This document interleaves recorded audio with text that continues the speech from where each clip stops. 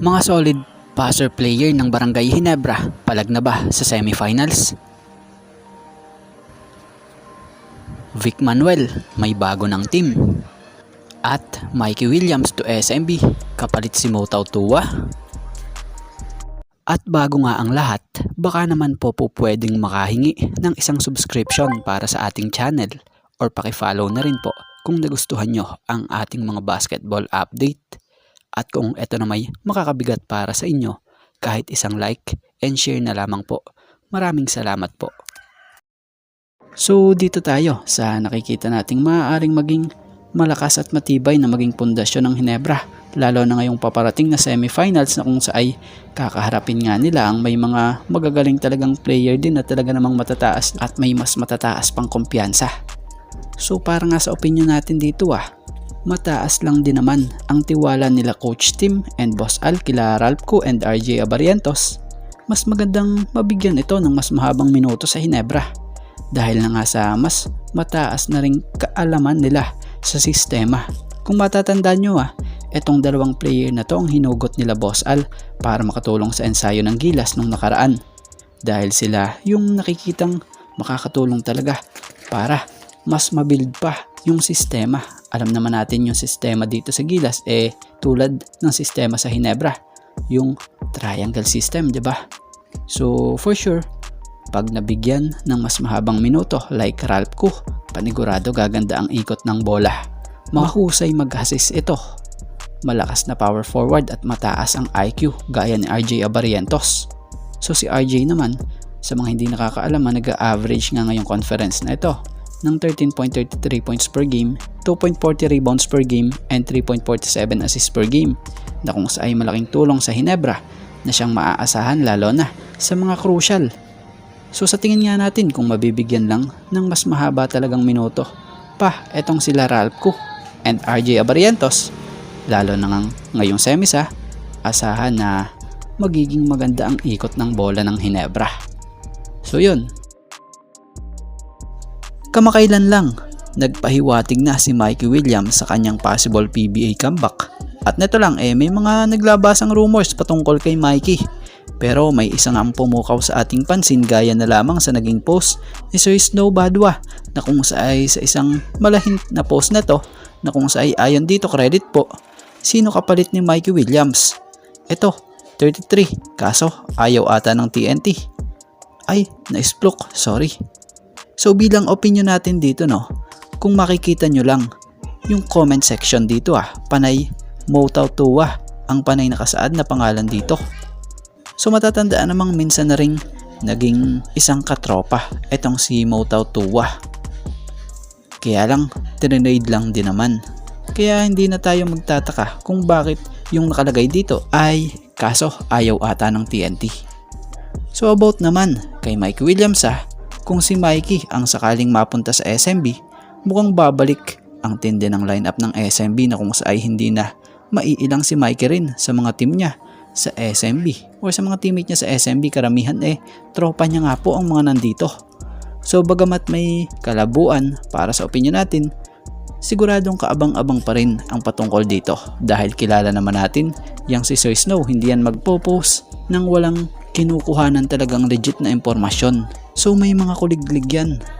At speaking of Mikey Williams pa din may isa pa nga pong post yan si Sir Snow na isang palaisipan. Karamihan nga alam na rin ng mga fans kung ano itong tinutukoy niya rito. So ito ngayon, si Mikey. Napansin din ng mga fans ang tila malabong kuha sa logo ng Converge. So yung iba iniisip possible makuha daw di umano ito ng Converge. Yung iba naman tingin nila dito malabo ito mapunta sa Converge dahil na nga malabo yung nasa litrato ng logo So para naman sa opinion natin, kung babalik talaga si Mikey Williams sa PBA, babalik yan. No choice yan kung i-trade yan or i-keep ng TNT yan. Dahil wala din naman siya iba na paglalaroan Madalas nga sa mga latest video na ito, mga ina-upload, panay practice Bukod lang dun sa huling tournament na pinaglaruan niya sa Dubai para sa team ng SGA. So sa ngayon abangan na lang natin. For sure banda-banda dyan, magugulat na lang tayo about kay Mikey Williams pag ito'y nakabalik na sa PBA kung ano ang pupwedeng kahinatnan nito kung magstay ba sa TNT or matrade na ito. Speaking of Vic Manuel, isang PBA big man veteran na nakapaglaro sa PBA sa 7 koponan gaya ng Global Port Battang-Pierre, Meralco Bolts, Air 21 Express, Alaska Aces, Phoenix Super LPG Fuel Masters, San Miguel Beermen, at dito sa Terra Firma Jeep na kung saan tumagal siya sa liga ng 12 season. So after 12 season, tuluyan nang iniwan na ni Vic Manuel ang nasabing liga matapos nitong mapagdesisyon ng hindi na i-renew pa ang kanyang kontrata sa Terra Firma. At batay sa pinaka-latest report, once na matapos na ang kanyang kontrata at the end of the month, tuluyan na itong tatalon sa kabilang liga sa MPBL para maglaro sa team ng Pangasinan Heatwave. Pero syempre, bago pala ito tuluyang maglaro sa team ng Heatwave sa MPBL, lalaro muna ito ng saglit sa team ng Zamboanga Valientes in the Governor Hopper Invitational Basketball Championship in Zamboanga, Sibugay on February 21. So alam nyo bang ipinaliwanag pa ng nasabing manlalaro ang kanyang tuluyang pag-alis sa PBA? Ito nga'y dahil na rin sa mas may chance nga raw siya matutukan yung next phase ng karir at buhay niya. Dahil si Vic Manuel pala ay magiging head coach na rin sa PSP Gamers sa WMPBL.